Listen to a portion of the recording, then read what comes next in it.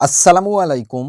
গত কয়েকদিন যাবৎ ভাবতেছিলাম আমাদের বাড়ির সামনে যে পুকুরটা আছে ওইটার পানিগুলা সব উঠায় ফেলবো। কেননা আমাদের এই পুকুরটার পাড় অধিকাংশ জায়গা জুড়ে ভেঙে গিয়েছে। তাছাড়া পুকুরের গভীরতা অনেক কম ছিল যা মাছ চাষের জন্য উপযুক্ত নয়। তো আমরা গত রাতে এই পুকুরে মোটর লাগাই দিছিলাম। সারারাত পানি সেচের পর খুব সকালে অর্থাৎ ভোর রাত থেকে আমরা মাছ ধরা শুরু করি। খুব সকালে মাছ ধরার মূল কারণ আমাদের এখানে যে মাছের বাজার বসে ওইটা খুব সকাল থেকে শুরু হয়। যার কারণে আমরা সকাল থেকে মাছ ধরতেছিলাম যাতে যেন সঠিক সময়ে বাজারে মাছ নিয়ে যাইতে পারি। আমরা মোটামুটি ৪-৫ জন মিলে মাছ ধরতেছিলাম। আমি, হানিফ মামা, আমার এক ছোট ভাই, স্বাধীন সহ আরো একজন ছোট ছেলে ছিল।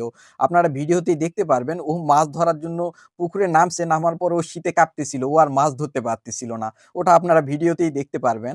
যেহেতু আমরা অনেক আগে থেকেই সিদ্ধান্ত নিয়েছিলাম এই পুকুরটা আমরা সেচে ফেলবো, সেজন্য আমরা কিছুটা মাছ আগেই জাল দিয়ে ধরে নিয়েছিলাম। ব্যক্তিগতভাবে আমার কাছে মনে হয়েছিল যে পুকুরে হয়তো আর খুব বেশি মাছ নেই। আলহামদুলিল্লাহ পুকুর সেচের পর আমরা মোটামুটি ৮০ কেজি অর্থাৎ ২ মনের মতো মাছ পাইছিলাম। আমাদের পুকুরে সিলভার কাপ, রুই, মৃগেল, বাটা, তেলাপিয়া, ফলি মাছ সহ দেশি টাকি, কই, ট্যাংরা পাওয়া গেছিল। একেকটা সিলভার কাপের আনুমানিক ওজন ছিল ৮০০ থেকে ১১০০ গ্রাম। রুই মাছের ওজন ছিল ৭০০ থেকে ৮০০ গ্রাম। ৪ টা পাঙ্গাস মাছ পাওয়া গেছিল যেগুলার ওজন ১ কেজির একটু বেশি। সর্বোচ্চ ৩ কেজি ওজনের কাতলা মাছ পাওয়া গেছিল। তো আমরা কিছুটা মাছ ধরার পর আরেকটা পুকুরে এরকম জাল বিছায়ে ওখানে আমরা মাছগুলা ঢেলে দিচ্ছিলাম। মাছগুলার উপর থেকে যে কাদা লেগেছে ওই কাদাগুলা আমরা ধুয়ে ফেলতেছিলাম। কেননা এই মাছগুলা আমরা বাজারে নিয়ে যাবো। একটু আগে আমি আপনাদেরকে এই ছেলেটার কথা বলতেছিলাম। ও পুকুরে মাছ ধরতে নামছে। নামার পরে ও আর মাছ ধরতে পারতেছিল না। শীতে কাঁপতেছিল। তো যাই হোক পুকুরে কাদাগুলা যখন শুকিয়ে যাবে তখন আমরা এই পুকুরটা খনন করব। বর্তমানে পুকুরের যে গভীরতা রয়েছে এই গভীরতা মাছ চাষের জন্য উপযুক্ত না। যার কারণে এই পুকুরে মাছ ছাড়ার পর বিভিন্ন সময় বিভিন্ন সমস্যার সম্মুখীন হতে হয়েছে। আপনারা হয়তো অনেকেই জেনে থাকবেন আমরা গরু পালনের পাশাপাশি টুকটাক মাছ চাষ করি। পাশাপাশি বিভিন্ন ফসলাদি চাষাবাদ করি।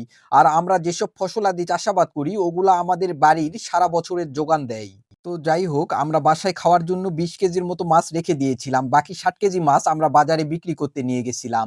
আমরা সিলভার কাপগুলা পাইকারি ৳১২০ কেজি, রুই মৃগেল ৳১৬৪ কেজি, নাইলন টিকা ৳১৪৪ কেজি ও ফলি মাছ ৳১০৬ কেজি দরে আমরা বিক্রি করছিলাম। জাল দিয়ে পুকুরের অধিকাংশ মাছ ধরার পরও যে এত পরিমাণ মাছ অবশিষ্ট ছিল সেটা আমার ধারণার বাহিরে ছিল। তো যাই হোক আল্লাহ তাআলা এভাবেই আমাদের জন্য এতটা রিজিক রাখছিল বিধায় আমরা তা পেয়েছি।